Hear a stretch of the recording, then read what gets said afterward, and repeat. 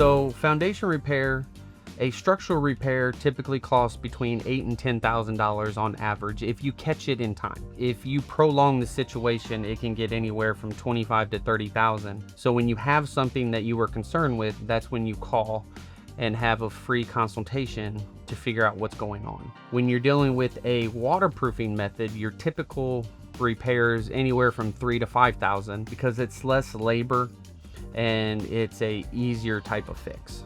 The factors depends on how aggressive you want to get with your foundation repair, and it also determins on how bad the foundation is when you have someone come out. The factor goes off of the labor, the intensity of how far the house is settled, or how far the wall has came in because of hydrostatic pressure.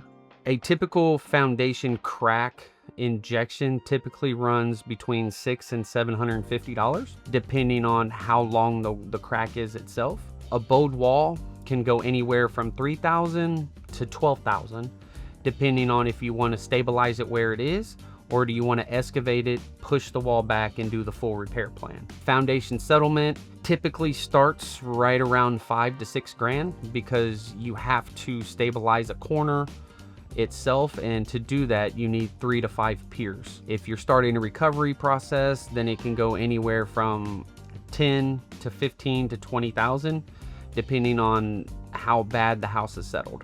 Depending on the foundation itself depends on how much recovery you can get, if you can get recovery at all. It also depends on if you can do a simple crack injection or you have to put an interior drain in. If you have a poured foundation wall, you can do crack injections pretty easily. That's about the only foundation you can. When you have a center block foundation, those blocks are hollow, so you can't inject material into them because they would just fill the voids that are in there, and it wouldn't fix the actual issue itself. Your rock foundation, your stone foundation, you can't inject because it's literally stone and mortar.